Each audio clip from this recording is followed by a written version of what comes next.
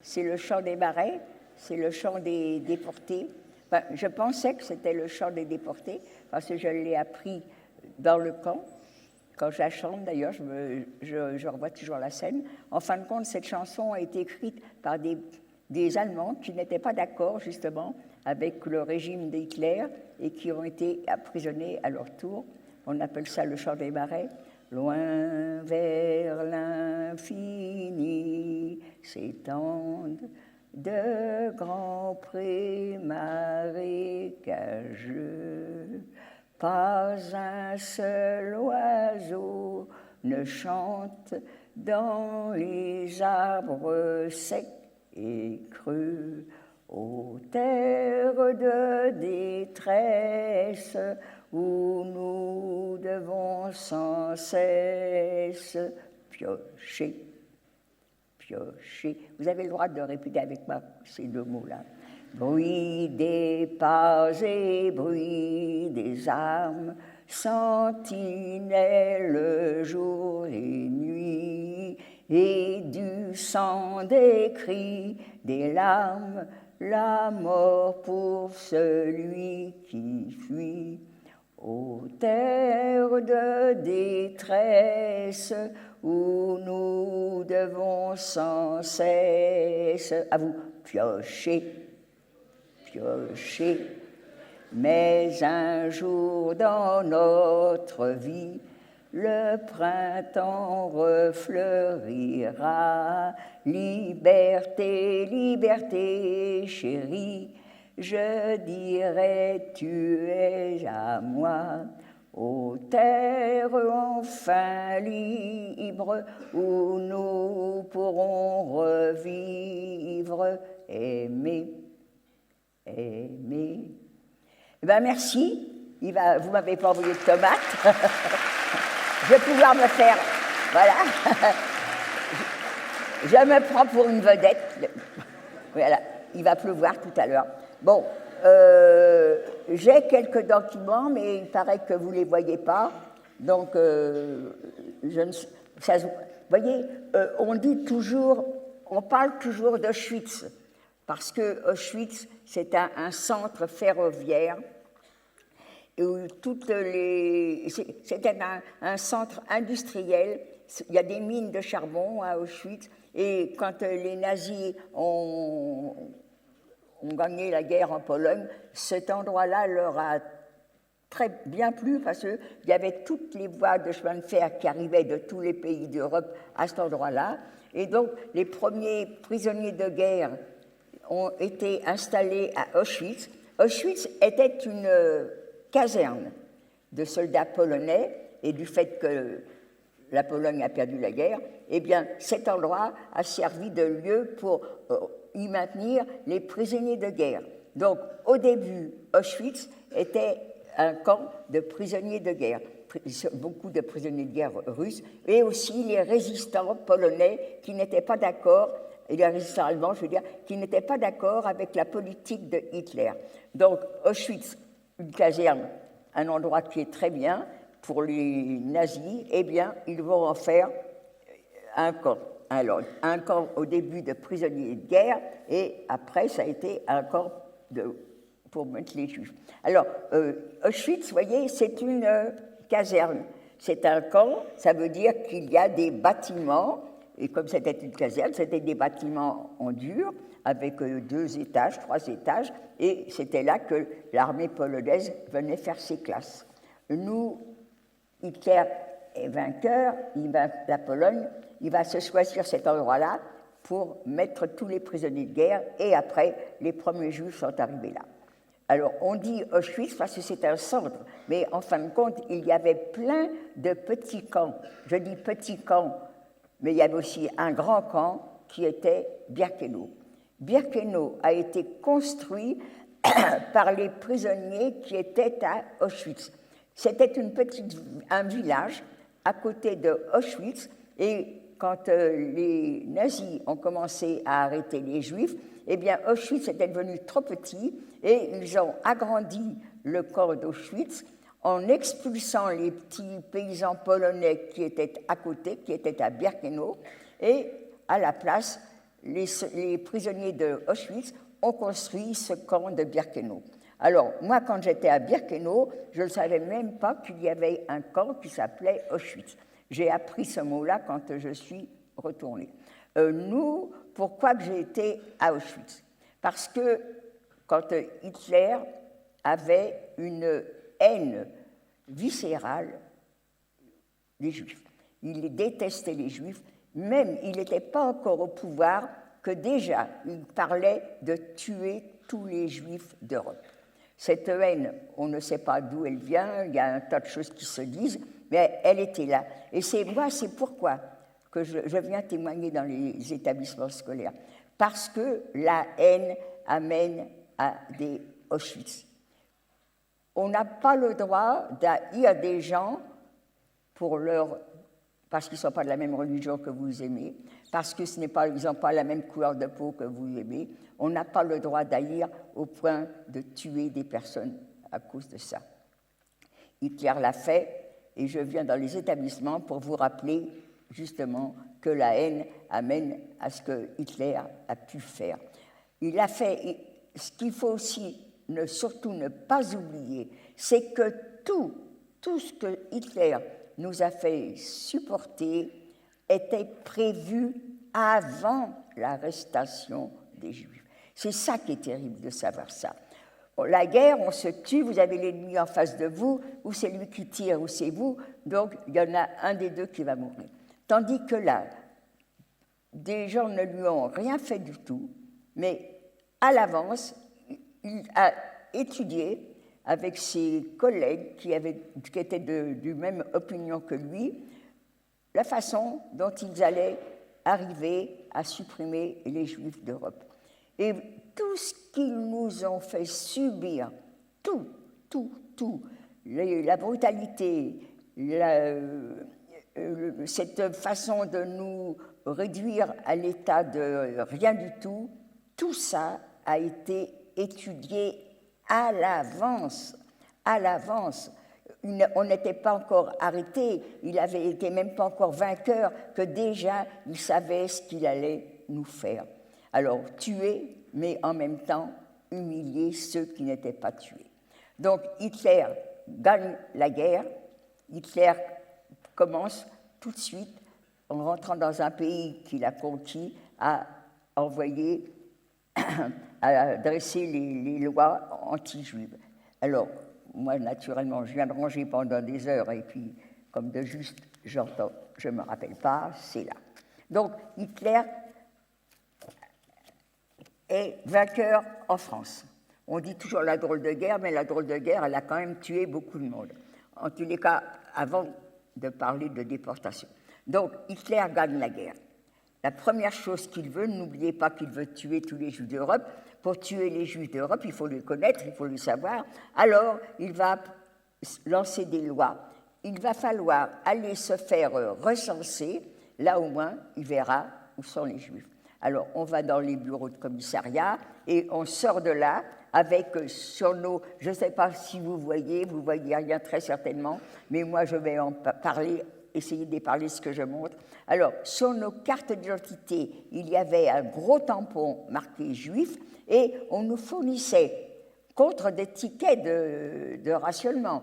La France était rationnée, on manquait de tout, il y avait des tickets de textile, et bien il a fallu donner des tickets de textile pour avoir ces étoiles et les fixer sur nos vêtements. Donc, comme ça, extérieurement, on les voyait que nous étions juifs, et quand on montrait nos papiers, on voyait aussi que nous étions juifs. Et pour contrôler si vraiment on respectait les lois, c'était facile, ça se voyait et ça se contrôlait. On n'avait pas le droit d'aller dans le métro, uniquement que dans le dernier wagon. On n'avait pas le droit de quitter la ville où on s'était fait recenser. On n'avait pas le droit d'aller au cinéma. On n'avait pas le droit de faire de sport. On n'avait pas le droit d'aller dans nos enfants, nos bébés n'avaient pas le droit d'aller dans les jardins. Il y avait plein de choses qui nous aident. Faire les courses, par exemple. Il y avait pénurie. Il n'y avait pas de grande surface comme maintenant. L'épicière du quartier savait qu'elle allait avoir de la marchandise. Elle ne savait pas du tout ce qu'elle allait recevoir que déjà, à partir de 5 heures du matin, alors qu'elle ouvrait qu'à 8h30, les gens faisaient la queue pour savoir ce qu'elle allait leur vendre. Ils ne savaient pas, ils y allaient, mais on ne sait pas ce qu'on va rabattre. De toute façon, on achetait, c'était de la nourriture. Eh bien, nous, les Juifs, on n'avait le droit d'y aller qu'à partir de 15 heures de l'après-midi. Vous pensez bien qu'à 15 heures, il n'y avait plus rien dans les magasins. On n'avait pas le droit de travailler avec des non-juifs. Donc, des métiers comme commerçants, c'était terminé. Les médecins, les chirurgiens, les professeurs, les instituteurs, tous les métiers où on pouvait être en contact avec le public nous étaient interdits. Mon père, quand même, acceptait tout ça. Mon père avait un petit atelier, il a été obligé de quitter son atelier pour le mettre dans les mains de personnes non juives qu'on appelait des administrateurs. Je ne sais pas du tout comment se présentaient ces administrateurs, ils volaient les affaires des juifs. Peut-être qu'il fallait qu'ils donnent quelque chose en compensation, mais comme les juifs, beaucoup, ne restaient pas. Alors, j'avoue franchement que ça, je ne sais pas du tout comment ça s'est passé.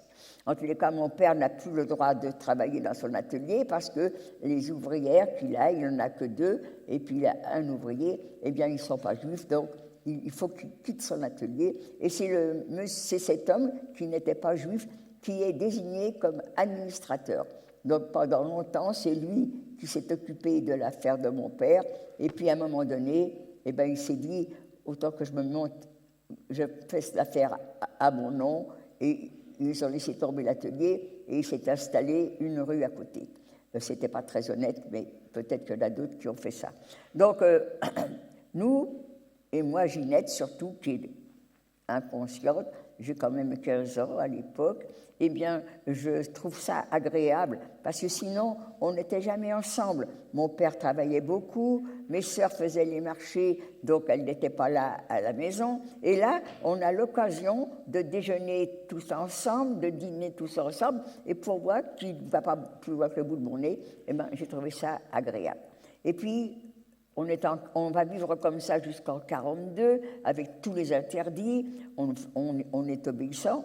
Je dis en principe parce que quelquefois, j'avoue franchement que si mes parents avaient su ça, ils m'auraient drôlement disputé. Et moi non plus, je ne me rendais pas compte. Parce que si moi, je n'obéis pas, eh bien, c'est ma famille qui est prise aussi. Parce que si moi, je n'obéis pas, on me prend, on voit que je suis juive, eh bien moi, je suis mineur, ça c'est ma mère, c'est mon père, c'est mes sœurs qui sont responsables.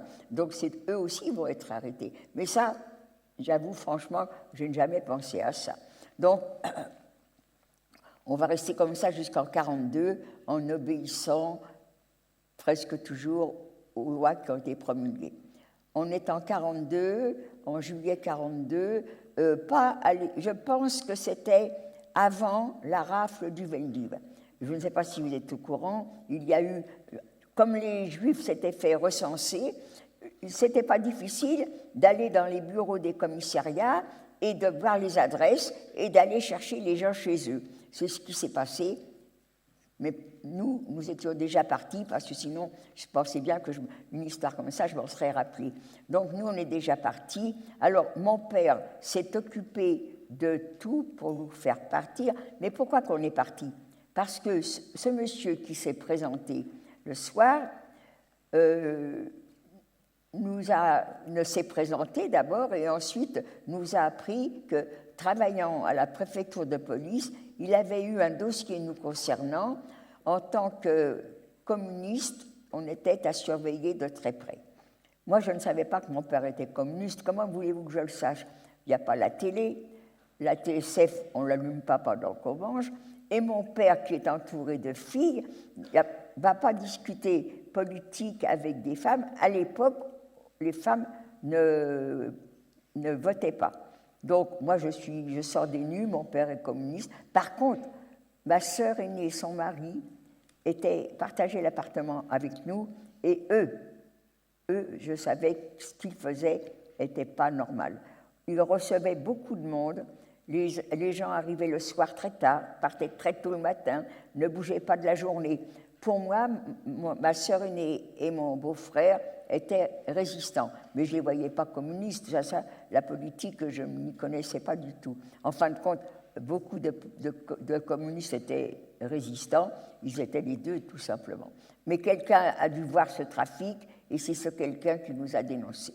Donc ce monsieur, lui, n'est pas, au contraire, on aurait dû le nommer juste, parce que, mais jamais on ne l'a revu. Peut-être que ce pauvre homme aussi s'est fait arrêter à son tour. En tous les cas, mon père qui ne voulait pas partir va quand même préparer le départ. C'est facile pour eux, ils sont communistes, donc ils savent d'autres communistes qui sont comme eux, mais par contre qui ont un rôle dans la politique. Eh bien, il y a des faussaires qui font des faux papiers. On va avoir besoin de faux papiers. On ne peut pas passer la ligne de démarcation avec des cartes tampons juifs. Tant qu'à faire des faux papiers, on va prendre un nom de consonance bien française et au lieu de s'appeler Charkaski, comme c'était mon nom de jeune fille, des amis nous prêtent leur nom. Ils sont catholiques, ils ont été à l'église quand ils étaient jeunes. On va avoir le nom d'église où ils se sont fait baptiser, où ils ont fait leur première communion. Et maintenant, avec ces faux papiers, non seulement on a les faux papiers, on peut passer la ligne de démarcation, mais par contre, on évite d'avoir des contrôles tant qu'à faire, parce qu'on ne sait jamais, peut-être que ces faux papiers ne sont pas tellement bien faits. Donc, pour éviter les contrôles, on va trouver des personnes qui connaissent des endroits où on peut passer sans contrôle.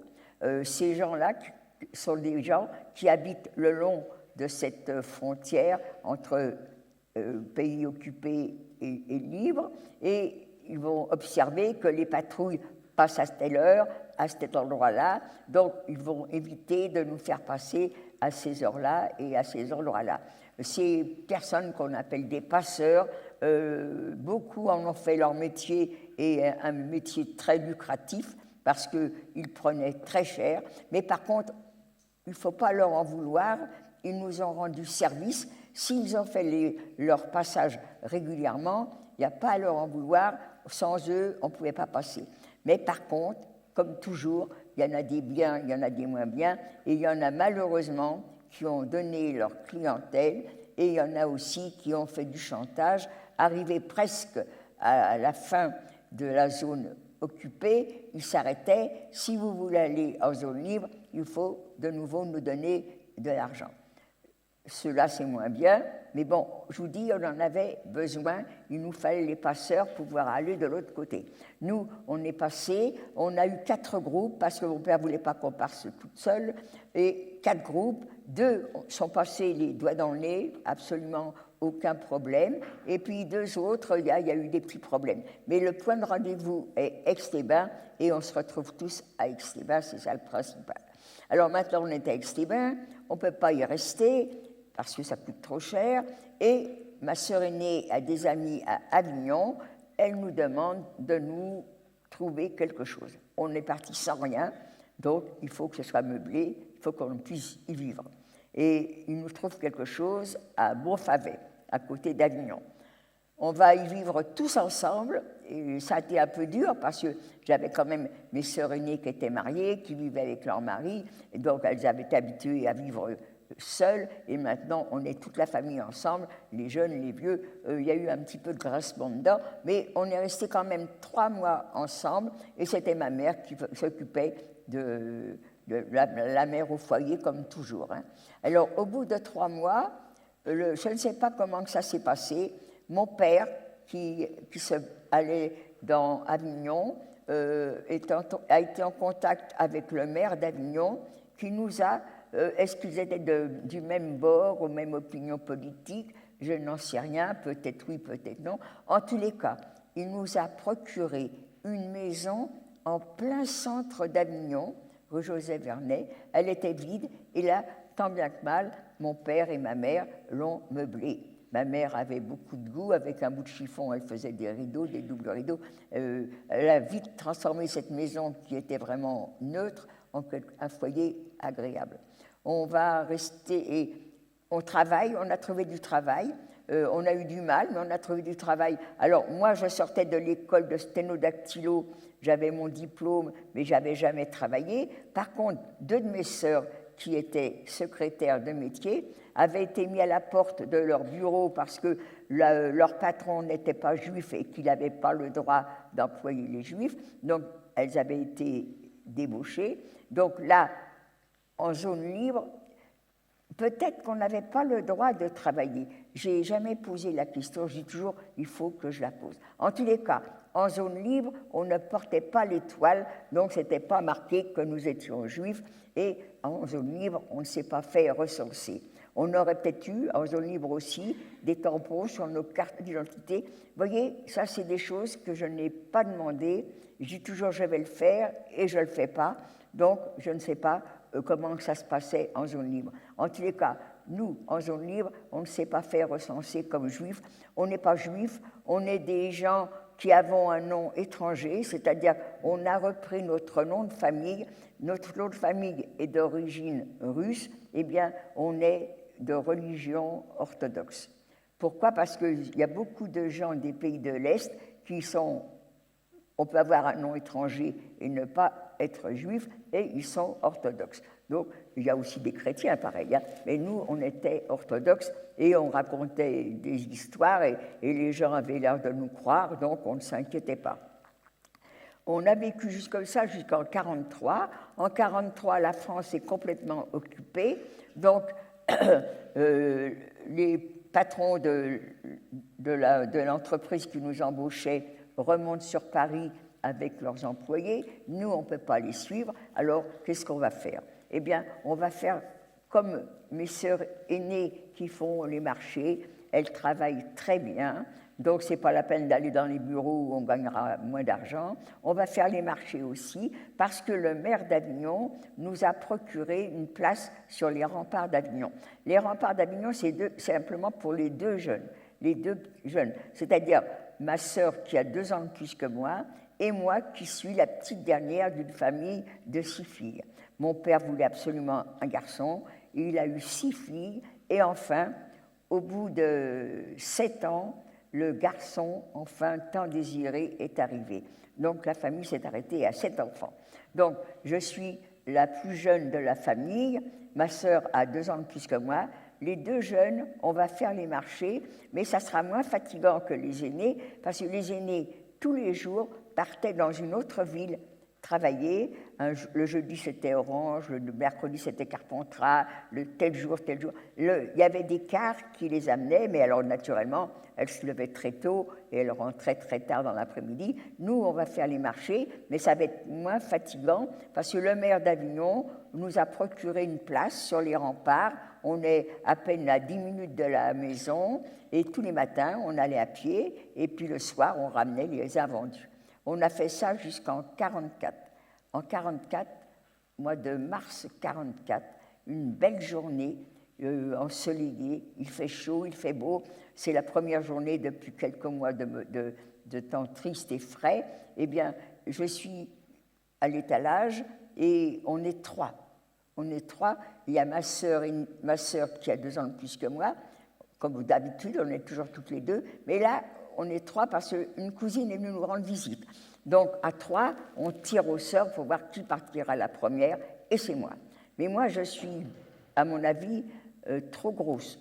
Eh bien, comme il fait très beau aujourd'hui, eh bien, je vais rester à l'étalage, et moi, je ne vais pas déjeuner.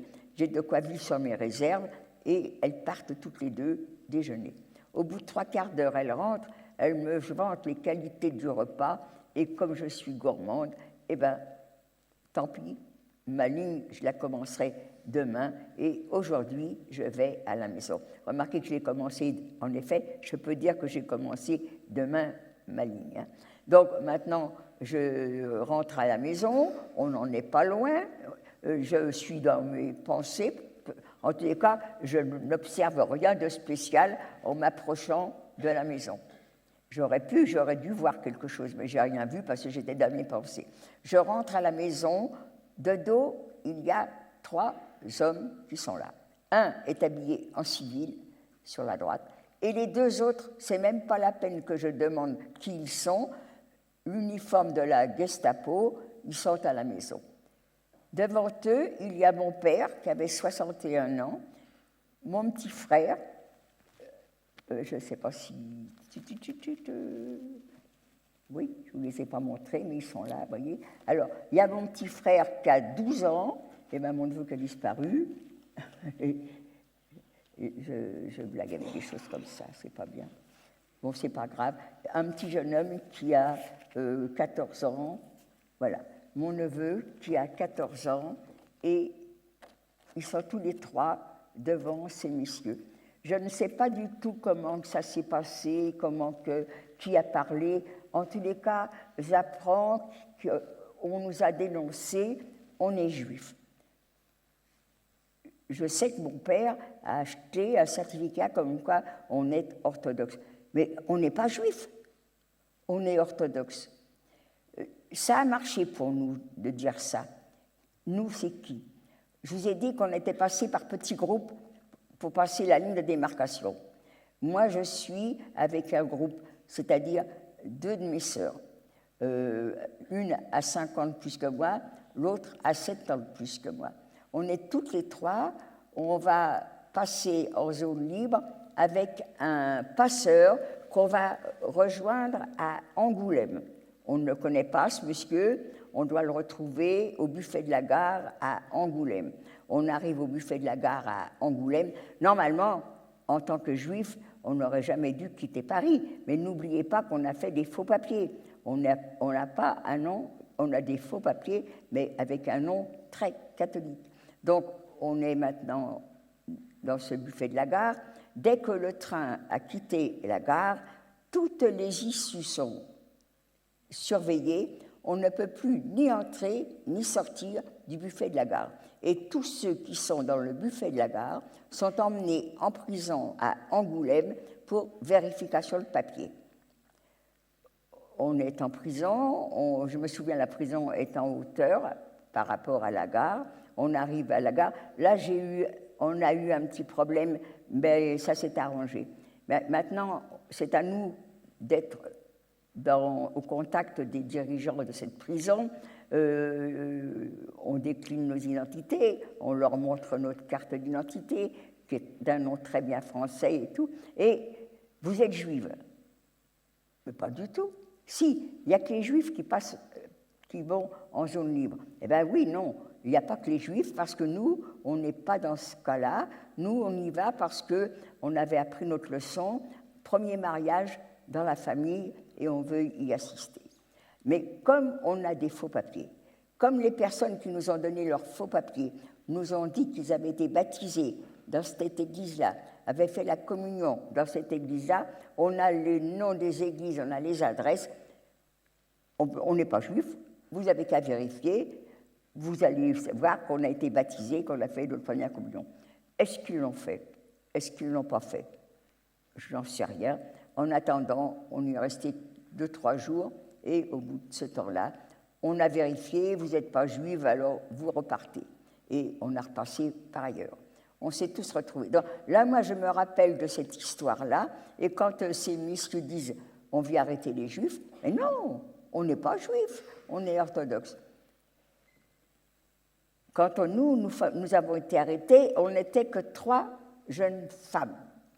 Donc là, les femmes, il n'y a rien qui prouve que nous sommes juives ou pas juives. Par contre, chez les hommes, ce n'est pas pareil. La Gestapo est au courant des coutumes chez les juifs. Un bébé du sexe masculin vient au monde, les 99,99% des cas, on pratique la circoncision. Je dis on n'est pas juifs, ils nous ont emmené papa, mon petit frère, mon neveu, dans la cuisine. Ils les ont fait déculotter, ils étaient circoncis. Ça veut dire que celui qui nous avait dénoncés avait raison. C'est faux, ce n'est pas une preuve, mais pour la Gestapo, tout homme qui est circoncis est juif. Même le pape, hein. Eux, ils ont décidé ça. Donc, on est embarqué immédiatement Il y avait des tractions avant dans la voiture, c'était le moyen de locomotion de la Gestapo, mais même si je les avais vus, je n'aurais pas cru que c'était pour nous. On était là depuis 2 ans, personne n'avait l'air de nous en vouloir, on avait sympathisé. Donc, on est dans cette traction avant, on est embarqué en prison à Avignon. On va y rester la nuit à Avignon, et le lendemain matin, on nous prévient, vous ne restez pas là, vous partez. On a retrouvé d'autres personnes qui étaient dans ce car, on nous emmène en prison à Marseille. On y reste du 14 mars jusqu'à fin mars. Fin mars, on est en prison. Alors, à Marseille, en prison, les hommes étaient d'un côté, les femmes étaient d'un autre côté. Donc, mon père était avec mon petit frère et mon neveu, et moi, j'étais avec des jeunes filles et des femmes. On se retrouve, on y est resté du 1er avril à Marseille, on est resté du 14 mars jusqu'au fin mars. Fin mars, on nous prévient, ça y est, c'est le départ, on arrive à Paris.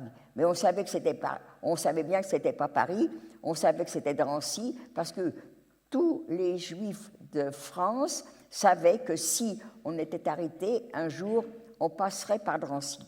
Tout le monde le savait, on ne sait pas pourquoi qu'on passerait par Drancy, mais on savait qu'on passerait par Drancy. Donc maintenant, on est à Drancy. Moi, je n'ai pas de mauvais souvenir de Drancy. Drancy, on y est resté du 1er avril au 13 avril. Le 12 avril au soir, on nous prévient, demain, c'est le départ. Il faut se retrouver en groupe dans la cour à 6 heures du matin avec les bagages. Il y en a qui avaient des bagages, donc ils sont là à 6 heures du matin, en groupe. Alors, on essaye, tant qu'à faire, d'être avec nos familles, mais aussi les personnes avec qui on s'est lié d'amitié pendant qu'on était à Drancy. Alors, moi, je suis contente. Dans mon groupe, j'ai ma petite famille et les amis que je me suis fait à Drancy. Et les autobus sont derrière la porte, les portes sont ouvertes, et maintenant, chaque groupe va monter dans un autobus et sous la garde des gendarmes français, agents de police et un soldat quand même. Jusque-là, il n'y a pas de brutalité. On respecte un peu de bousculade parce que les gens veulent se retrouver et être ensemble, mais ça pas plus loin que ça. Et on est dans les autobus.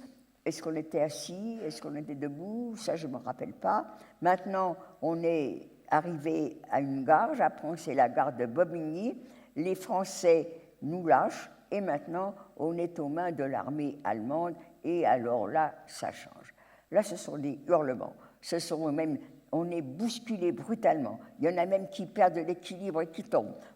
Certains reçoivent des coups. Et devant nous, il y a un train. Les portes sont ouvertes de ces trains et les wagons sont vides. Ginette, elle est naïve, elle pense que ce train va partir et il va y avoir un train voyageur. Nous, de Marseille à Paris, on a voyagé dans un wagon normal, 3e classe. À l'époque, il y avait 3 classes, donc 3e classe, mais un wagon voyageur, il y avait des chaises, des fauteuils, des banquettes, on pouvait s'asseoir. Là, les wagons sont ouverts, ils sont vides. Je pense que ce n'est pas pour nous que ce train-là va partir. Si, c'est pour nous. Alors, déjà, on hurle, on nous pousse brutalement, on nous frappe déjà parce qu'ils veulent qu'on soit en groupe devant chaque wagon. Et quand on est en groupe, maintenant, ils nous poussent, il faut qu'on aille vite, il faut qu'on monte dans ces wagons. Et une fois dans ces wagons, on n'a pas le temps de s'installer, les portes sont verrouillées et on découvre les lieux.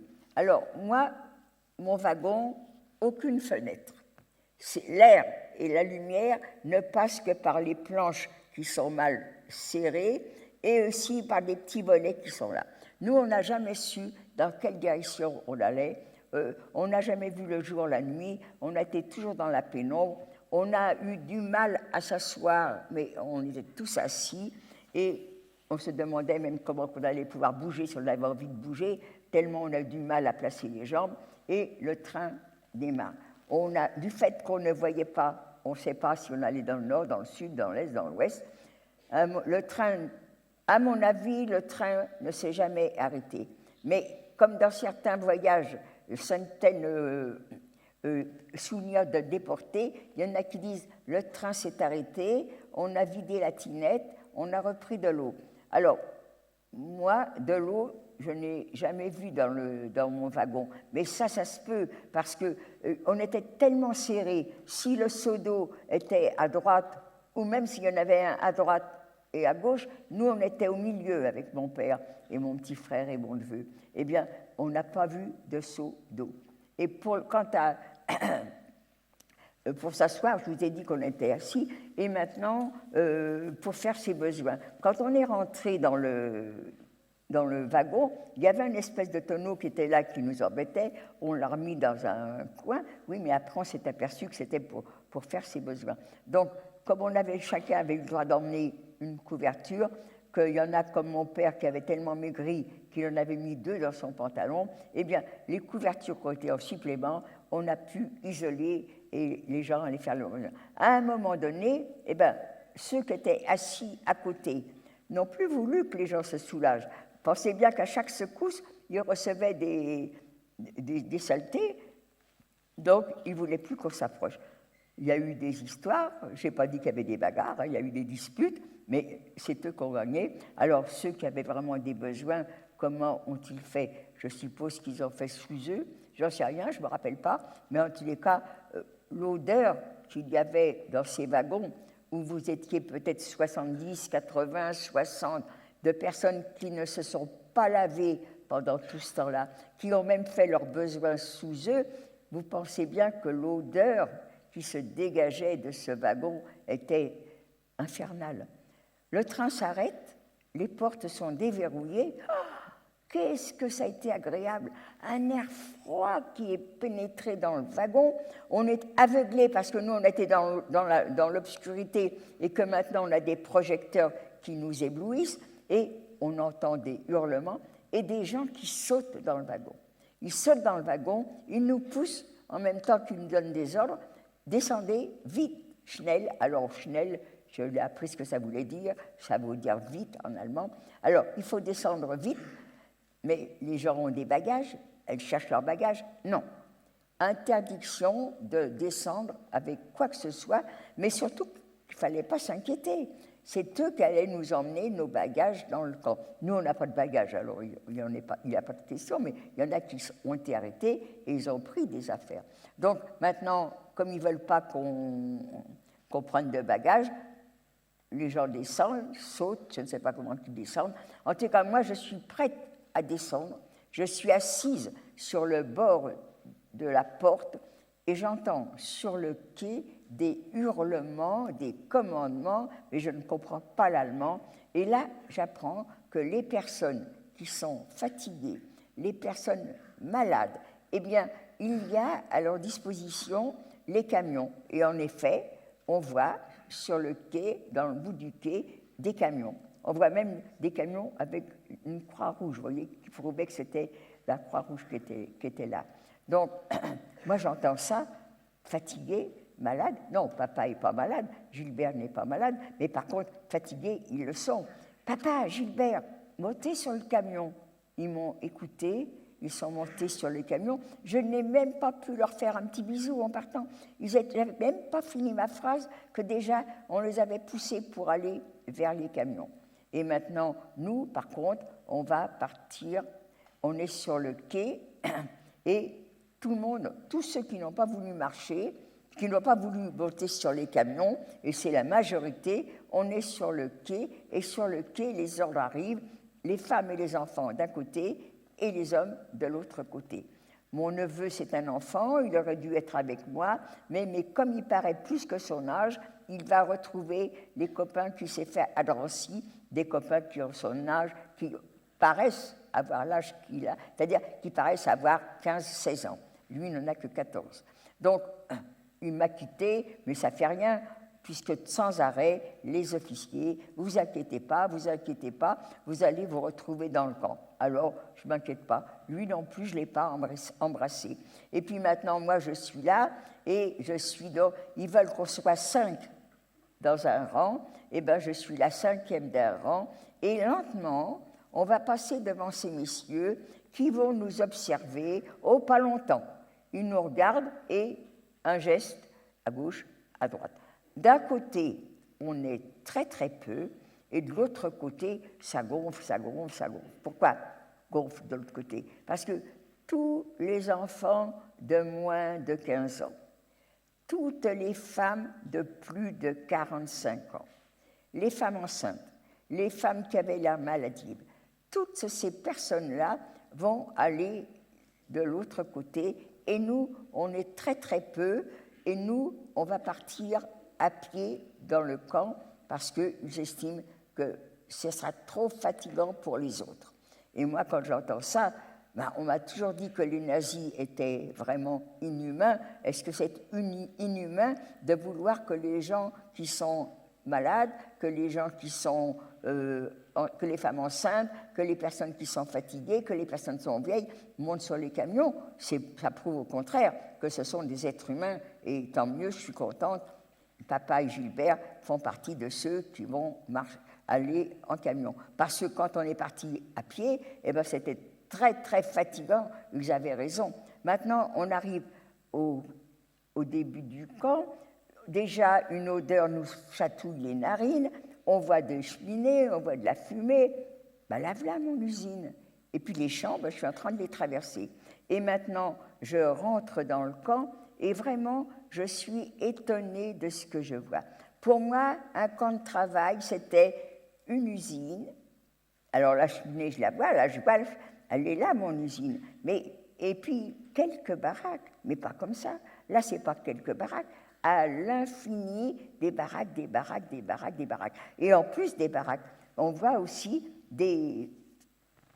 Alors, ça, c'est l'entrée de Birkenau vue de l'intérieur. Alors là, vous voyez des rails. Nous, quand on est arrivé, il n'y avait pas de rails à l'intérieur. On arrive... Alors ça, ce que je vous montre là, je vous ai montré les trains, je crois, oui. Par contre, je ne vous ai pas montré cet endroit-là. Cet endroit-là, c'est jusqu'au mois de mai 1944, les trains s'arrêtaient là, c'est-à-dire en dehors du camp. Maintenant, c'est un lieu de visite.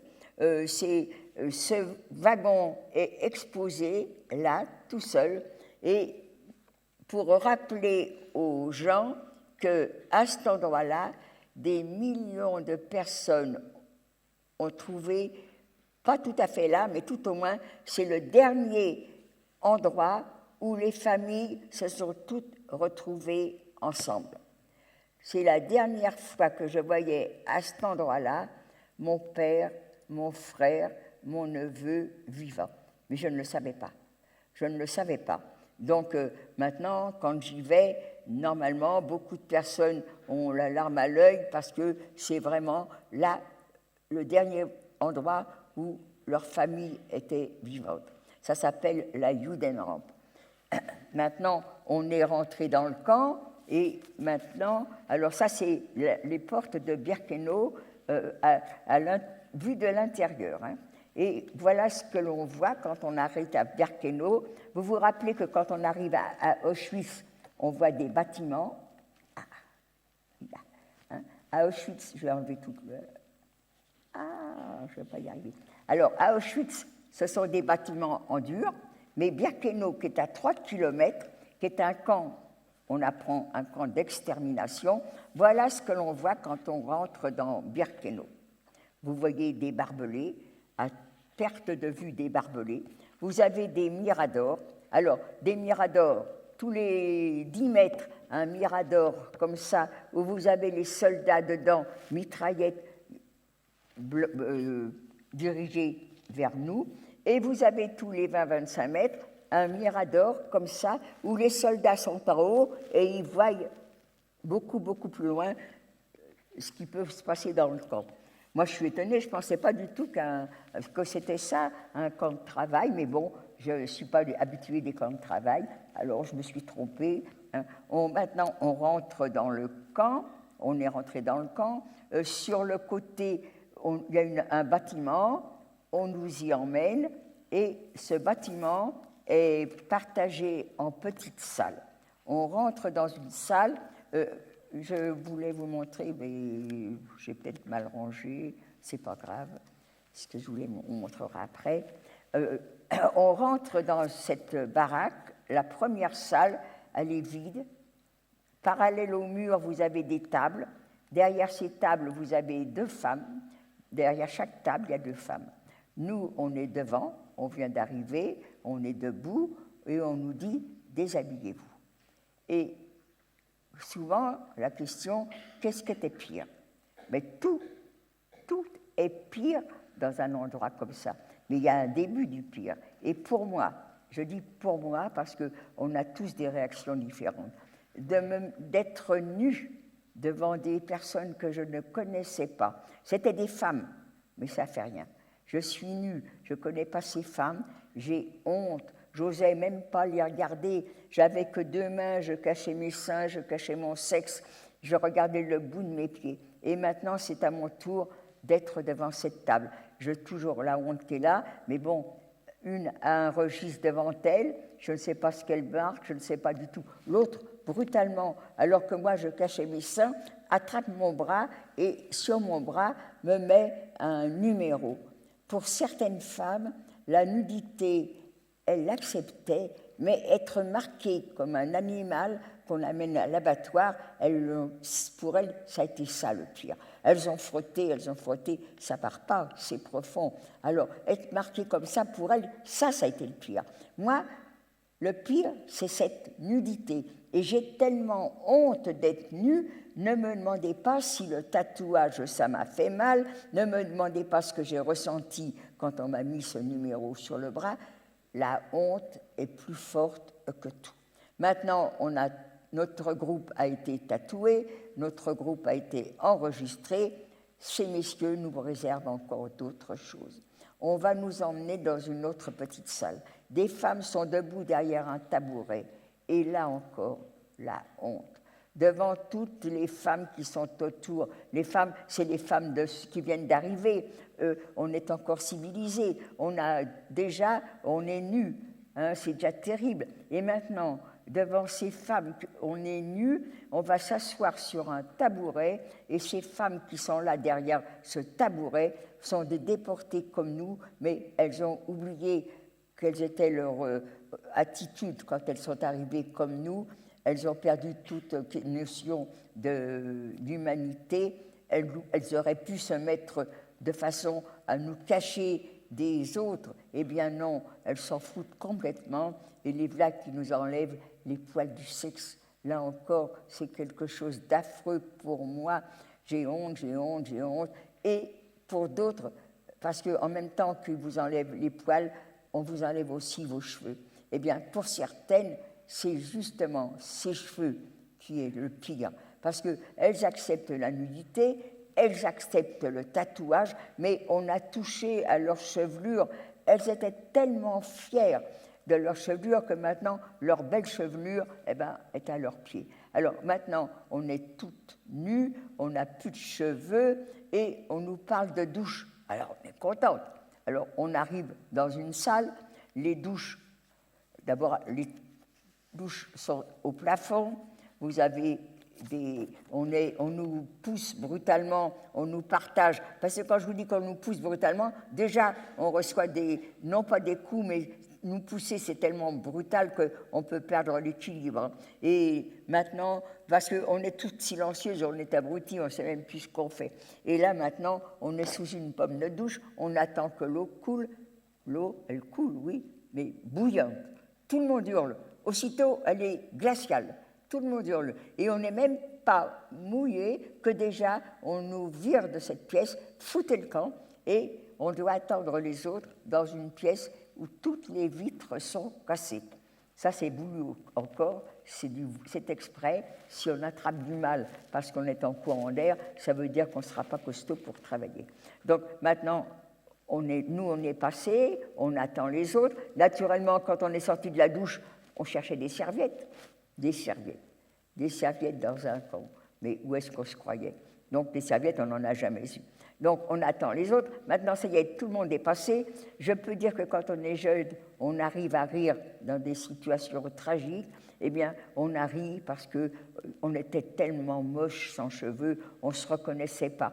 Donc, maintenant, on n'a pas été mouillé, mais on a passé à la douche. Tout le monde est là et les gens parlent. Et il y en a qui ont interrogé les personnes qui nous rasaient, les personnes qui nous tatouaient. Elles parlaient la même langue. Alors, quand est-ce qu'on va voir nos familles qui sont montées sur les camions? Les officiers nous ont dit qu'on se retrouverait dans le camp. Eh bien, on est dans le camp. Quand est-ce qu'on va les voir?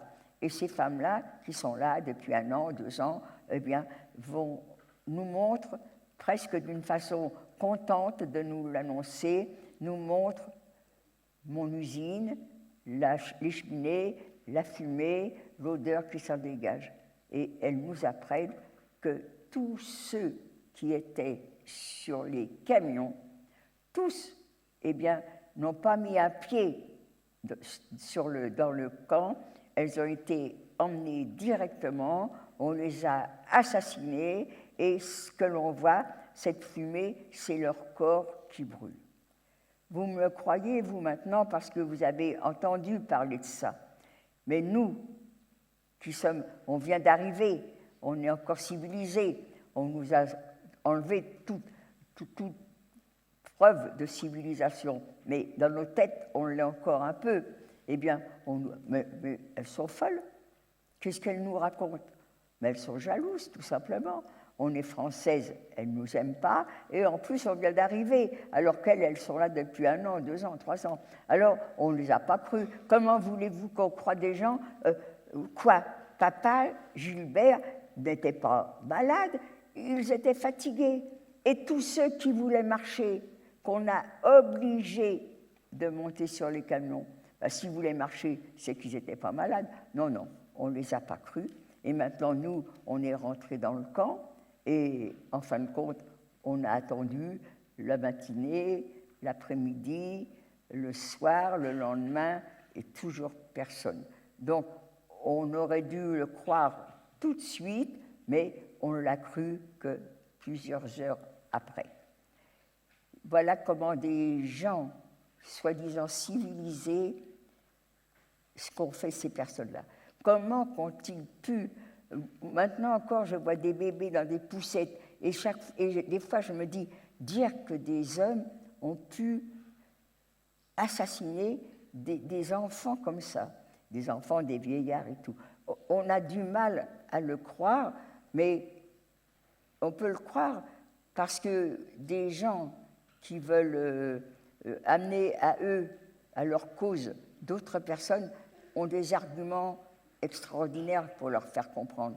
C'est pour les Allemands, Hitler leur disait que les Juifs étaient fautifs de la crise qu'ils passaient.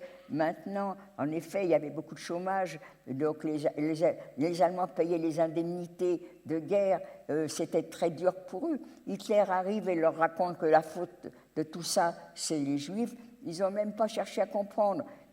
Si, quelques-uns quand même, on n'était pas d'accord, mais ces quelques-uns ont été déportés, ont été assassinés, eux aussi, à leur tour. Donc, nous, on est là maintenant. Alors, là, voilà les baraques. C'est les baraques que l'on voit maintenant. On les voit comme ça maintenant. Et ça, je peux vous garantir que c'est pareil. C'est pas ce que nous avons vu. La forme, oui, c'est comme ça. La grandeur, oui, c'est comme ça. Mais les couleurs, certainement. Nous, c'était des briques de récupération. Donc, tout était gris, tout était sale, tout était noir. Nous, on n'a jamais vu de l'herbe par terre. Nous, c'était de la terre, c'était marécageux, de la terre, de la boue, la glaise. Voilà, ça, c'était le camp de Birkenau. Mais on n'a jamais vu ça. On n'a jamais vu des couleurs comme ça. On n'a jamais vu de l'herbe comme ça. Et puis maintenant, alors, on va nous emmener dans une baraque. Alors ça, vous voyez, quand on parle de chambre à gaz, on ne voit rien. On ne voit rien. Les gens qui vont à Birkenau tout seuls me disent « mais on ne voit rien à Birkenau ». C'est vrai, à Birkenau, c'est le plus grand cimetière du monde, puisque des millions de personnes sont mortes dans cet endroit-là. Il n'y a même pas une tombe. Il n'y a rien qui prouve que dans cet endroit-là, des hommes ont assassiné des millions d'autres personnes. Il n'y a rien qui le prouve. Et maintenant, alors, nous, on va nous emmener dans une... Alors, avant d'aller dans la baraque, on nous parle de toilettes. Alors, ah non, mais attendez, avant d'être... On a été passé à la douche, on a été d'abord tatoué, après on est passé à la douche, on a été rasé, et maintenant, on va nous habiller. Vous vous rappelez que toutes nos affaires, on les a laissées dans cette salle où on s'est déshabillé, où j'étais nue. Maintenant, moi, qui étais honteuse d'être nue, eh bien, depuis la douche, j'ai accepté la nudité. J'ai plus honte. C'est fini. Je ne me cache plus. En très, très peu de temps, je suis passée de la civilisée à quelqu'un qui ne l'est plus. C'est plus loin maintenant. Ginette, qui est là 2 heures après, ou 3 heures après, grand maximum, n'est plus gênée par la nudité. Elle l'a acceptée. Donc, maintenant, on va nous emmener dans une salle, parce que jusque-là, on n'a pas fait nos besoins. Alors, on nous emmène dans une salle, dans une baraque, où on va faire nos besoins. On est contente parce que jusque-là, on ne s'est pas soulagé. Dans le wagon, on s'est peut-être soulagé, mais pas comme il faut. Dans le camp, on n'a pas encore eu le temps d'y aller. Maintenant, on nous parle de toilettes, alors vous pensez bien qu'on est contente. On arrive, déjà, en allant aux toilettes, on croise des silhouettes un peu bizarres. Elles ne marchent pas droit, elles se traînent, elles ne nous regardent pas en dessous. Moi, je pense que dans cet endroit-là, il doit y avoir un asile d'aliénés et ces femmes-là ne sont pas normales, c'est pas possible. Comment qu'elles se tiennent? Non, non. Et nous, par contre, alors, on nous amène à l'endroit où on va pouvoir se soulager. Vous arrivez dans une salle, voilà ce que des gens civilisés, pour humilier d'autres personnes qui ne leur ont rien fait, mais par contre qui font partie de leurs ennemis héréditaires, eh bien, ces personnes-là, pour nous humilier, pour nous abaisser, voilà à quoi ils ont pensé. On va leur faire leurs besoins toutes ensemble. Et toutes ensemble, on est là, assises, côte à côte, dos à dos, à faire nos besoins. Est-ce que vous vous imaginez, vous, maintenant, imaginez, on vous emmène, pour les hommes c'est pareil, hein, on vous emmène dans une salle, on vous dit, vous allez faire vos besoins là, et est-ce que vous vous rendez compte, vous êtes obligé de baisser culotte et de faire vos besoins devant tout le monde. Dans un endroit, parce que là, c'est propre. Je peux vous garantir que je ne l'ai jamais vu comme ça. Je n'ai jamais vu un endroit propre comme ça. On arrive aux toilettes quand on nous y emmène. Donc, on ne nous y emmène pas toutes les heures, toutes les demi-heures, tout. On nous emmène, on a un besoin, c'est pressant, c'est pressant, c'est pressant. Alors, rien que le fait déjà d'arriver et que vous allez savoir, vous allez vous soulager, ça commence déjà à partir. Vous avez la chance, vous rentrez, vous avez un trou. Vous allez commencer à faire uriner ou vos gros besoins. Et puis l'autre qui est derrière vous n'a pas eu votre chance. Elle a besoin, elle est pressée, elle est pressée. Elle va vous tirer de votre place. Vous n'avez pas terminé. Il y en a sur le socle, il y en a par terre. Elle a commencé déjà, parce qu'elle se retenait, mais rien que d'arriver et qu'elle pourra soulager, elle commence déjà. Donc, il y en a par terre, il y en a sur le socle. Jamais je n'ai vu l'endroit que je vous ai montré, là, comme ça. Jamais, jamais, jamais. Alors, tout est souillé, les urines, les excréments, et par terre. Ce que vous prenez pour de la terre battue, eh bien, c'est pareil. C'est les urines, c'est les excréments. Et moi, quand je suis arrivée dans cette salle-là, il y avait encore des personnes qui n'avaient pas terminé. On les a chassées pour que nous, on prenne leur place, mais quand je suis arrivée à la porte de cette baraque, j'ai vu devant, dans ma ligne de mire, 2 femmes qui étaient là. Il y en avait une, mais qu'est-ce qu'elle fait? Elle urinait dans ses mains et elle se frottait les fesses avec ses urines. Et l'autre à côté, je croyais me voir à l'école dans un cours de sciences naturelles où il y avait un squelette qu'on nous montrait. Je me rappelle ce squelette, on l'avait désigné Arthur, je ne me souviens plus exactement. Eh bien, cette femme-là était à côté. Je voyais ses vertèbres, je voyais les os du bassin. Mais qu'est-ce que c'est que ça? Et j'ai appris plus tard que cette femme qui était si maigre, qui n'avait plus que la peau sur les os, eh bien, le jour où il y aurait une sélection, elle serait la première à être prise pour envoyer à la chambre à gaz. Parce qu'on n'était pas sauvés. Nous, on a cru qu'on était sauvés quand on est rentré dans le camp. Mais non, des sélections, justement, une sélection, c'est ce choix de dire toi tu vas là et toi tu vas là, ça s'appelle une sélection. C'est pendant ces sélections qu'ils retrouvaient les femmes qui étaient capables de travailler pour eux et celles qui n'étaient pas capables de travailler. À leurs yeux, elles étaient trop maigres, elles étaient trop vieilles, elles avaient ci, elles avaient ça. Eh bien, ces femmes-là allaient à la chambre à gaz. Eh bien, la femme qui était si maigre, cette femme était arrivée certainement mince dans le camp, et comme elle n'avait pas de réserve, eh bien, les graisses fondent à une vitesse maximum, et donc cette femme-là est devenue un squelette vivant. Ces squelettes vivants avaient un nom dans les camps. Alors, s'il y a des personnes de religion musulmane, et ça, il faut faire très attention, parce qu'avant, je ne le disais pas, et les gens étaient vexés, se sentaient attaqués. Non.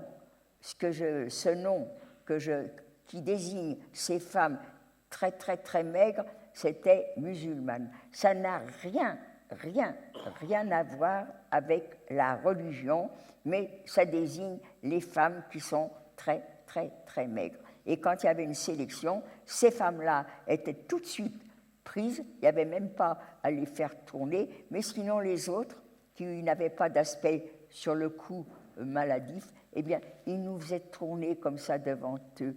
Et ces messieurs, ah tiens, elle a des boutons, mais si elle a des boutons, elle se gratte, elle ne dort pas la nuit parce qu'elle se gratte, donc elle est fatiguée, et dans la journée, elle se gratte, donc elle travaille mal. Allez, on prenait son numéro, ça voulait dire chambre à gaz. S'il n'y a pas encore assez de monde, parce que quand il y avait une sélection, c'est parce qu'il y avait un convoi qui arrivait, un convoi où il y aurait de la main-d'œuvre en pleine forme. Donc, il était facile d'éliminer celles qui étaient d'apparence à ne pas pouvoir travailler. Donc, vous avez des boutons, vous vous grattez, vous ne pouvez pas, vous travaillerez mal. Vous avez des plaies, là c'est pareil. On a une plaie, on a mal. Si on a mal, on ne travaille pas bien. Donc, chambre à gaz. Donc, on avait toujours peur quand il y avait une sélection, parce qu'on ne savait pas qui resterait vivant et qui irait à la mort. Et là, c'était terrible, parce que quand on arrive, on vous raconte, on vous baratine. Avant, c'était aller en camion. Maintenant, parce que vous avez vu, l'entrée du camp, il y a des rails. Vous voyez, je ne sais plus, vous voyez, j'en sais rien, je ne sais plus où elle est. Enfin, depuis que nous sommes arrivés au mois de mai 40, nous on est arrivés en avril 44, eh bien à partir du mois de mai 44, les trains arrivaient directement au pied des chambres à gaz. Eh bien pourquoi? C'est parce que nous, mon commando, qui étions chargés de l'apparence du camp de Birkenau, eh bien on a installé les rails qui amenaient les trains jusqu'au pied des chambres à gaz. Donc maintenant, on est dans le camp, on nous a montré l'endroit. Est-ce que je vous en ai parlé? Non, je ne crois pas. On a été donc aux toilettes, on nous a habillés, mais nous, on n'a pas le droit aux habits rayés. Quand on dit les déportés, vêtements rayés, c'est archi faux. Les Juifs n'y ont pas le droit. Non, nous, on est habillés avec tous les restes des bagages qu'ont amenés les personnes qui ont été arrêtées. Ces bagages sont triés. Tout ce qui est bien part en Allemagne et ce qui est moins bien, pour les Juives, ça sera très bien pour elles. Donc, on est habillé avec des vêtements qui ont été portés, reportés, reportés. Les couleurs fanées, ce n'est pas déchiré. Mais des taches qui sont là depuis longtemps, ça c'est sûr, on en a dans nos vêtements, on est habillé qu'avec des restes comme ça. Selon la distribution, il y en a qui ont eu des chaussettes, il y en a qui ont eu des culottes, il y en a qui ont eu des combinaisons, il y en a qui ont eu des vêtements. Personnellement, moi, je me rappelle avoir vu une espèce de chemise de nuit et un petit ensemble pull vert en coton manches courtes avec une jupe, pas de la même couleur, mais c'était comme ça, et pas de culotte, pas de soutien-gorge, rien d'autre, pas de chaussettes non plus. Et j'ai passé tout mon temps sans rien de tout ça. J'avais eu une espèce de chemise de nuit qui me servait de combinaison, et bien, au bout d'1 ou 2 jours, elle avait disparu, je n'avais pas non plus.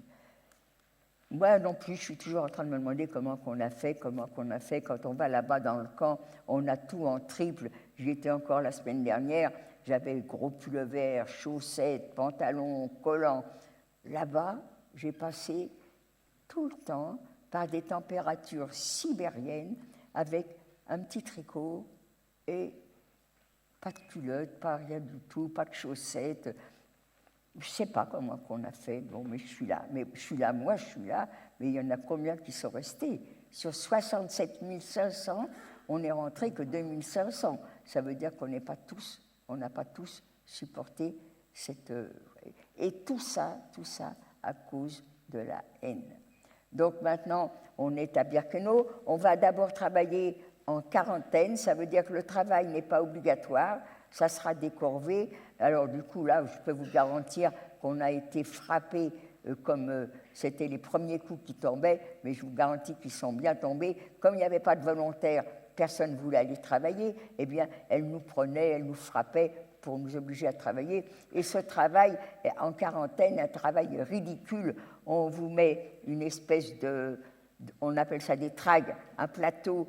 Vous êtes 2 à le porter, il faut remplir de pierres qui sont à votre droite, l'emmener à gauche à 150 mètres, 200 mètres, et puis une fois que celui de droite sera vide, eh bien vous reprendrez celui de gauche pour le ramener à droite. C'était ça les travaux en quarantaine, mais par contre, ça nous apprenait ce que c'était la discipline dans un camp d'extermination. On ne nous a pas donné un petit calepin, vous aurez le droit de faire ci, vous aurez le droit de faire ça, vous n'aurez pas le droit de faire ci. Non, c'est sur le tas qu'on l'a appris. Et je peux vous garantir qu'on l'a appris très, très, très rapidement. Une fois que la quarantaine est passée, alors là maintenant, vous allez une partie du camp où ça sera le travail fixe. Et là, vous avez différents commandos. Je ne savais même pas qu'il y avait des commandos qui existaient. Ben, moi, j'ai appris qu'il y avait le commando des tricots, il y avait le commando de la couture, il y avait le commando des pommes de terre, rutabaga. Tout ça, je ne savais pas. Moi, j'avais que le mien de commando qui s'appelait le Haus Commando, c'est-à-dire que tout le temps que j'ai été à Birkenau, nuit et jour, non, pas la nuit quand même, parce que la nuit, on dormait, mais les nuits étaient très, très courtes. Eh bien, tout le temps, du matin au soir, dehors, il pouvait pleuvoir, il pouvait neiger, il pouvait faire des températures sibériennes, mais aussi l'été, des températures tropicales, toujours dehors à travailler.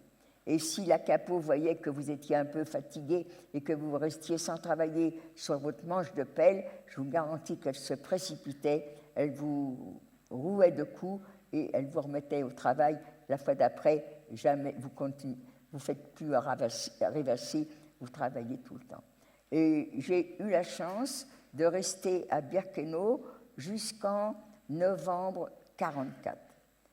Un concours de circonstances qui aurait pu être tragique pour moi parce qu'à un contrôle, on s'est aperçu que j'avais la gale. Moi, je ne me rendais pas compte, je n'ai pas l'impression que je me grattais, mais il paraît que j'ai la gale. Donc, les galeux, avant, on les tuait. Et depuis quelques mois, ils ont installé un bloc de galeux et on soigne les galeux. Donc, je quitte le bloc où j'étais avec quelques Françaises, puisqu'on était rentrés ensemble, on était restés ensemble. Je quitte ce bloc où on était avec quelques Françaises pour aller dans un bloc où je ne connais personne, où je ne parle pas un mot de français. Je n'ai jamais pensé mourir, mais là, mon moral en a pris un coup. C'est terrible d'être avec des gens et de ne pas pouvoir se comprendre. Donc, on me soigne, mais je ne pense pas que j'avais la gale. Moi, je pense que j'étais crasseuse, et ce qu'ils ont pris pour la crasse pour de la gale. Et quand ils m'ont mis un produit pour me désinfecter, eh ben, par le fait, ma peau était claire, elle n'était pas crasseuse, donc ils m'ont mis au travail. Mais au travail, un nouveau travail, un nouveau commando avec des personnes qui ne parlent pas ma langue et que moi je ne comprends pas. Alors je me suis cachée, mais cachée, on ne peut pas se cacher dans un bloc, ils savent tout de suite si vous êtes là ou pas, parce que les couvertures doivent être pliées. Alors il y a une couverture qui est pliée sur les paillasses, vous pensez bien que si quelqu'un se couche, même si on n'est pas gros, la paillasse ça fait une petite bosse s'il y a quelqu'un en dessous. Donc on m'a découverte et j'ai reçu des coups comme je craignais toujours de recevoir, là je les ai coups et je les ai reçus et on me met dans mon commando pour aller travailler. J'ai la chance que ce jour-là, il fallait une vingtaine de personnes dans le commando. Je dis ça comme ça, mais c'était peut-être plus. Et le dernier rang, on nous fait retourner dans le camp. Et c'est ce jour-là que toutes les personnes qui ne sont pas au travail doivent se rassembler à l'endroit où maintenant les trains arrivaient. Alors naturellement, on a peur. Ça y est, ça c'est une sélection. Et la sélection fait peur à tout le monde. On ne sait pas comment que les nazis vont nous trouver. Alors, s'ils ne nous trouvent pas à la hauteur, pas capables de travailler, c'est la mort. Et la mort, on ne sait pas comment que ça se passe, mais on sait que c'est la chambre à gaz et qu'après, on brûle nos corps. C'est tout ce qu'on sait. Donc, on a toute peur, mais comme moi, je ne suis plus avec les Françaises, je suis avec des gens que je ne connais pas, qui ne parlent pas ma langue, j'ai aperçu le groupe de Françaises et, alors que je n'ai pas le droit de quitter ma place, je me suis faufilée et j'ai été me mettre avec elles. Au moins, si je meurs, je mourrai avec des Françaises. En fin de compte, il n'y avait pas de question de mort. Le train qui était là nous a emmenés dans un autre camp qui s'appelle Theresienstadt. Donc, en novembre 1944, j'arrive dans un nouveau camp, Bergen-Belsen, et là, on va y rester de novembre 1944 à février 1945.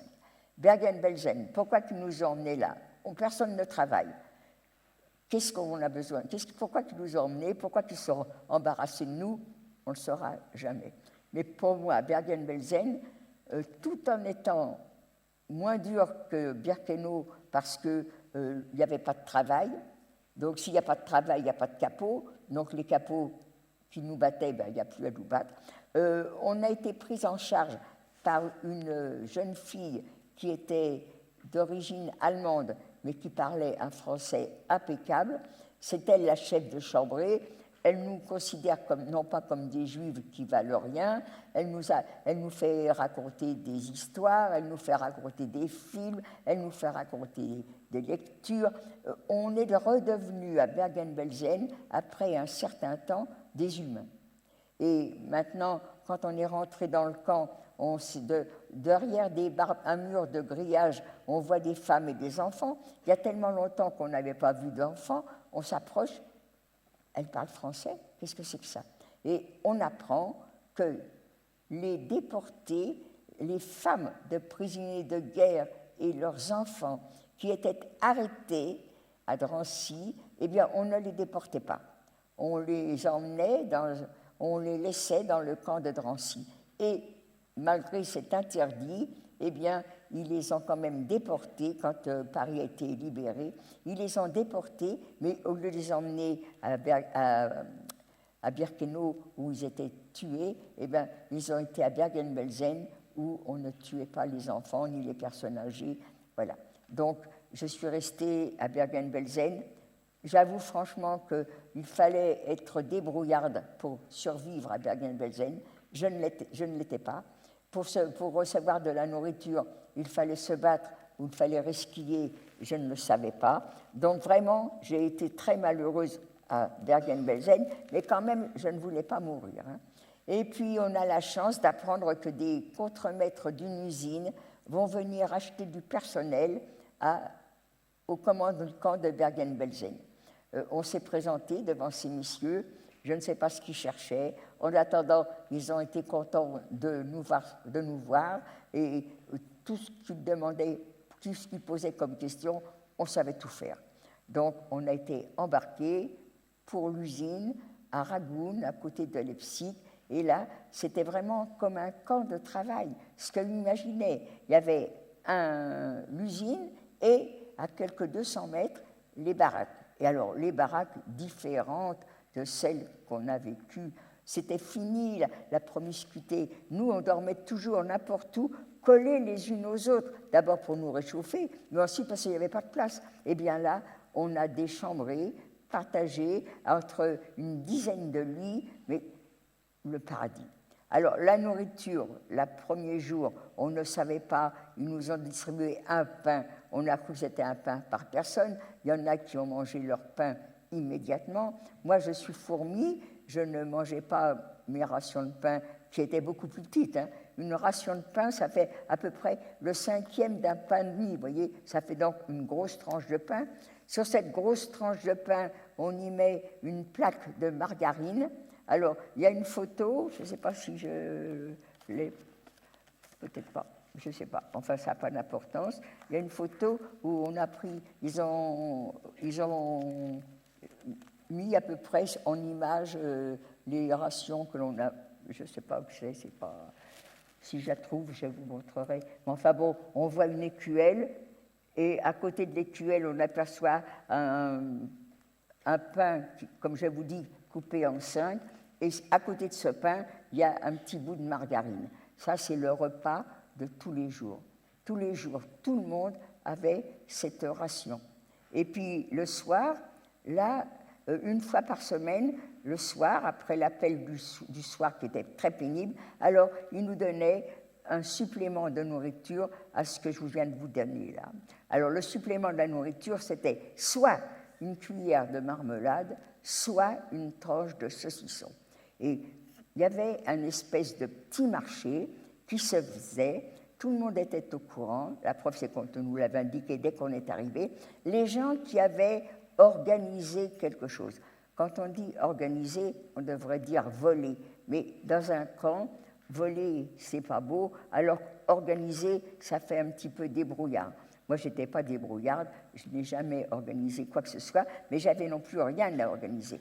Tandis que les personnes qui travaillaient dans un commando, où elles étaient en contact avec de la nourriture, avec des objets, avec des textiles, eh bien, elles prenaient un article, elles le cachaient sur elles, et si elles avaient la chance de passer la frontière, qu'est-ce que c'était? Les nazis d'un côté, et en face d'elles, la musique, les musiciens. Alors, ce passage-là était un passage très dur parce que ces messieurs exigeaient un rang impeccable, la tête tournée vers eux, les mains le long de vos jambes, et pas être affaissés comme on le faisait, mais de se tenir d'une façon très énergique. Grâce à la musique, qui était une musique militaire, qui nous scandait, eh bien, on marchait comme elle voulait. Mais à peine qu'on avait dépassé cette zone dangereuse, ça y est, on s'écroulait. Donc, les personnes qui avaient passé ce chemin-là, si elles n'avaient pas été prises avec quelque chose sur elles, eh bien, elles allaient dans ce petit marché, entre une allée, entre deux baraques, et les femmes qui avaient organisé quelque chose, venaient les présenter pour avoir autre chose à la place. C'était plutôt du troc que de l'argent. L'argent, ça servait à rien. Alors, moi, le jour, j'avais pas d'écuelle. On avait une écuelle pour 5, et pour moi, ça a été très, très, très dur. Eh bien, pour avoir une écuelle, pour moi, il fallait que je trouve l'écuelle, mais en même temps, la corde pour attacher l'écuelle à ma taille. Sinon, quand je vais travailler, je vais poser l'écuelle à côté ou derrière moi, et puis je vais piocher, je vais renverser, je vais courir, et puis quand je vais revenir, eh ben, j'aurai plus de pain, parce que quelqu'un est passé, a vu cette tranche de pain, organise, et puis part avec. On parle aussi de solidarité. Vous voyez, ça c'est un peu la solidarité, parce que la personne à qui on a piqué le pain, eh ben, c'est l'autre qui en a profité. Alors, donc voilà. Donc, je suis restée jusqu'en novembre 40 à Bergen-Belsen.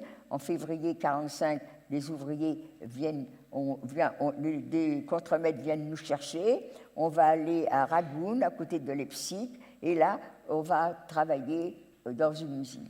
Alors, les baraques sont beaucoup mieux, c'est plus humain, on dort une personne par lit ou deux grand maximum, on peut se laver, on est à l'abri de tous les regards, il y a de l'eau, vraiment, je veux dire, Ragun a été pour moi quelque chose de bien qui m'a permis peut-être d'être là aujourd'hui. Donc, on est à Ragun, on travaille, il y a l'équipe de jour, l'équipe de nuit. Un jour, c'est vers mi-avril, les deux équipes sont bloquées, il n'est plus question d'aller travailler, il y a les alliés qui approchent, ils nous embarquent avec eux. Mais nous, on n'a pas fait la marche de la mort, nous, on a été en train. Mais ça a été le train de la mort. On est enfermés dans des wagons, on n'a ni à boire, ni à manger. Le train restait bloqué sur des voies de garage. On a mis plus de 8 jours pour faire un voyage qui aurait dû en peut-être 2 jours, c'est tout, et encore, je ne sais même pas. On a mis plus de 8 jours sans nourriture, sans boisson. On faisait nos besoins sous nous. Les poux nous avaient envahis, comme les cheveux avaient repoussé, les poils avaient repoussé. On passait la main dans les cheveux, des dizaines de poux qui tombaient sur nos belles robes rayées. Parce qu'on avait des robes rayées. Comme on travaillait devant des ouvriers civils, eh bien, ils ne voulaient pas montrer, les nazis, comment ils traitaient leurs déportés, et on a eu le droit à ces fameuses robes rayées. Je suis restée, alors je me rappelle de l'accueil dans ce camp, Theresienstadt. On est étonné, personne ne crie, personne ne frappe, on nous regarde, on nous sourit, on nous parle gentiment. On apprend que le camp de Theresienstadt vient d'être libéré par les Russes. Donc c'est eux qui nous protégeaient, ou c'était la Croix-Rouge, ça je n'en sais rien. En tous les cas, des personnes m'amènent devant les bureaux. Là, vous avez des femmes qui sont là et qui interrogent d'où tu viens, qu'est-ce que tu as fait, t'es politique, t'es ci, t'es ça. Et quand on a fini de répondre aux questions, on croit être débarrassé. Ben non, parce qu'il faut faire la même chose dans le bureau à côté. En tous les cas, à un moment donné, quand même, ça s'est terminé et je prends les autobus qui vont nous emmener à la maison. Dans les quartiers où on voulait aller. Je vais celui qui va dans mon quartier, je me rappelle encore, et j'arrive dans l'immeuble, je rencontre la concierge, elle me regarde, « Ah, Gilbert !» Ben, mon petit frère devait avoir 13 ans et demi, et moi j'avais 7 ans de plus que lui, seulement moi, elle ne m'a pas reconnue. J'étais très, très, très maigre, j'avais plus de cheveux, et on nous avait mis sur le dos, j'avais sur le dos pour rentrer une veste de soldat allemand, donc j'aurais pu être un garçon, c'est vrai. En tous les cas, je dis non, c'est Ginette. Elle me dit, bah, ta mère t'attend. Je monte donc pour attendre ma mère. Et ma mère ouvre la porte, on est dans les bras l'une de l'autre. Moi, c'est sûr, je ne sais plus pleurer, je n'ai pas pleuré. Mais elle, bah, ça, je n'en sais rien. Peut-être que l'étonnement de voir quelqu'un dans ses bras de si maigre, elle n'a pas réalisé que c'était sa fille, ou je ne sais pas. En tous les cas, je vais sur le canapé parce que je suis fatiguée, et ma mère, là, me dit, je vais demain avoir des nouvelles de ton père et de ton frère. C'est comme si elle m'avait mis une décharge électrique. Moi qui étais si faible, si fatiguée, j'ai réagi, je me suis redressée et j'ai jeté en pleine figure à ma mère, mais tu n'auras jamais de nouvelles de papa et de Gilbert, on les a assassinés et leur corps a été brûlé. Pauvre femme, elle a reçu, alors que je viens d'arriver, elle est émue, et qu'elle attend les autres. Et moi, en pleine face, je lui ai jeté comme ça, que son mari et son fils, elle les regardent. J'ai jamais eu de remords pendant 10 ans. Jamais. Vraiment jamais. Au contraire, elle m'aurait fait une réflexion, je lui aurais dit, mais maman, je t'ai rendu service, t'attendais plus le coup de sonnette à dire, ça y est, c'est eux. Et ma mère a tenu le choc comme ça pendant 8 ans. 8 ans, elle est décédée, et moi, je suis restée 2 ans tout seul, et après, je me suis mariée, et c'est quand j'ai eu mon fils, 10 ans après la mort de ma mère, que le remords m'a atteint.